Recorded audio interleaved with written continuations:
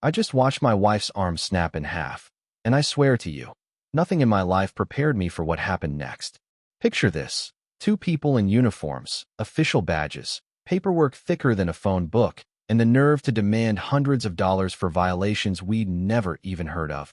My wife, Becky, stands up for herself. She always does, so when she questioned them, this linebacker of a man just grabs her arm and, with one sickening twist, breaks it. I'm standing there barefoot on the driveway, stunned, listening to the crack of her bone echo off the garage. You ever had a moment where everything you know about safety and home just shatters? And then, as I'm scrambling to call for help, these two start spitting out private details about our family. Work schedules, home routines, stuff that's not even public record. That's when I knew this was way bigger than just a scam. I never would have guessed that calling my cousin Jake, a guy with more tattoos than I have passwords, would set off a chain of events straight out of a crime thriller. But sometimes, when strangers know too much about you, you realize you're not just a target, you're the main character in someone else's game. Yeah, that happened. Let me back up a sec. My name's Adam Rogers. I'm 42, code for a living, and I like to think I've got a pretty good handle on risk. We picked Riverside Meadows because there's no HOA, no Karen with a clipboard, no nonsense. So when Megan Garcia and her muscle, Travis, showed up on our porch that Saturday with their community standards authority pitch, every alarm bell in my head was ringing. Megan had the look, blazer, badge, paperwork so official it could probably fool half the city. Travis was all brawn, eyes that told you he liked his job a little too much. She starts firing off fines, landscaping, maintenance, architectural whatever, $850 due now. I told her flat out, there's no HOA here, never has been, and I've got the deeds to prove it. She just smirks. Sir, ignorance of the standards doesn't exempt you from compliance. Becky, bless her, pulls out her phone to document everything. That's what you do, right? But Travis moves on her fast, twists her arm back, and keeps twisting. I can still hear the wet pop when her radius snapped. She went down screaming, and even with all her years in the ER, that pain was something new. But what really set me off was how cool they were about it. Megan scribbled notes, never breaking her stride. Sometimes people need to understand the consequences of noncompliance, she said. I'm holding Becky as she's going into shock, dialing 911 with hands that can barely hit the buttons, and Megan just leans in and says, your wife works nights, right? Home security's important for families like yours. How the hell did she know that? At the hospital, once Becky was wheeled into surgery, I called Jake. He's the president of the Iron Brotherhood Motorcycle Club, and when I told him what happened, he just said, nobody breaks family bones and walks free. We're going to make them afraid to sleep. Within an hour, Jake and two of his guys rolled up, leather, boots, that look in their eyes that says they don't mess around. Jake took one look at Megan's paperwork and said, this ain't random. Someone's using inside info to target you. That's personal warfare. Jake's guys shadowed Megan and Travis everywhere, silent but present. Grocery store, gas station, their house. Psychological warfare. But Megan wasn't rattled. She called me that night, told me to call off my biker friends or your wife's other arm might have an accident. And she called from my private number. I never gave it to her. Neither did Becky.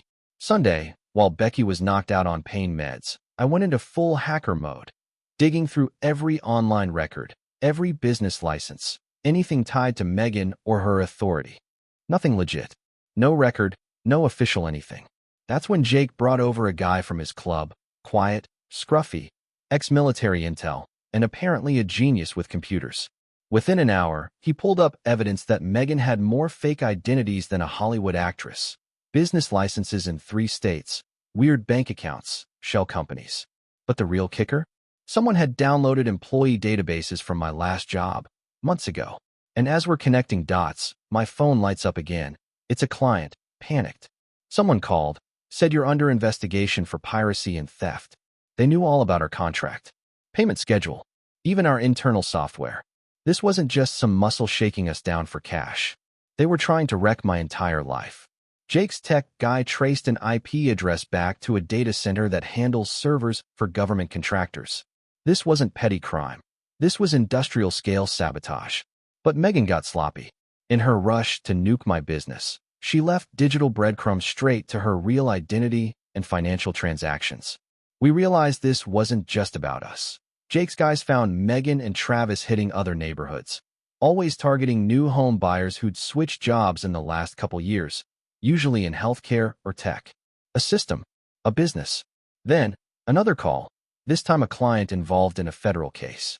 Adam, the woman knew about my sealed testimony. Only 3 people are supposed to know that. Jake's tech was dug deeper, and suddenly it was clear this wasn't personal anymore. They were mining harassment complaint databases, tracking down people who reported misconduct and targeting them for destruction. Hundreds of families. Real organized crime. Jake set a trap, a fake job offer for Travis's security expertise. Word got back to Megan.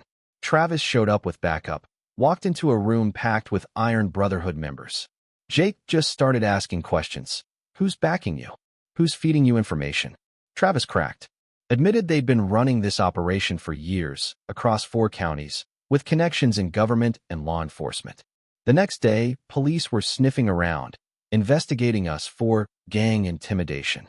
All too convenient. Travis and his crew were released in hours, lawyered up like they had an army of suits on retainer. Jake just shook his head. That's not street crime. That's organized. Then, out of nowhere, the attacks escalated. Suddenly, I'm getting audit notices, threats of federal investigations, licensing challenges, every angle of my life under fire, all with confidential info only insiders should know. Megan was coming for the jugular. But Jake's business network bit back. City inspections, permit audits, fake company registrations challenged. The pressure was on from both sides. The real breakthrough came when Jake's guys found that every family targeted had one thing in common. They'd reported workplace harassment in the past 5 years. Someone inside HR departments was feeding that data to criminals. This was systematic revenge, dressed up as neighborhood enforcement. Then came the most terrifying call of all, my client in the federal case. Adam, she knows evidence numbers, dates, prosecutors' names, things nobody should know outside the Justice Department. Someone in Megan's network had infiltrated federal databases. That's when Jake called in his own government contacts, the kind with real badges and real authority. Within days, the feds were on it. Task force, raids, arrests. They uncovered a network run by Megan, real name, Jane Miller, my former supervisor. She'd used her position to collect and weaponize HR info, building a business of revenge. Fake HOAs, identity theft, intimidation, all with help from corrupt officials selling data. By the end, her empire was collapsing. Federal charges, racketeering, conspiracy, witness intimidation. Her muscle, Travis, was caught in a warehouse sting and flipped fast. Hundreds of families came forward, victims of her revenge schemes. The feds found medical records, financial files, detailed targeting plans, enough to put her away for decades. But Jane wasn't done. Even in handcuffs, she whispered to me, "Check your wife's medical records from 10 years ago. Ask her about the patient she couldn't save." I felt my stomach drop. She had dug up every detail, desperate for one last attack. But this time, the system worked. Independent reviews cleared Becky of any wrongdoing. The truth came out. We ended up having a community celebration, Iron Brotherhood flipping burgers, kids running around motorcycles, federal agents shaking hands. Jane and her crew went down for decades. The families got restitution, and our neighborhood came together in a way I never thought possible. I started this story with the sound of a bone breaking. I'll end it with laughter, because there's nothing sweeter than justice when you've been fighting for your life. So tell me, have you ever been targeted for standing up to bullies? Drop your thoughts below, because out here, sometimes reality is stranger and a hell of a lot more satisfying than any story you could make up.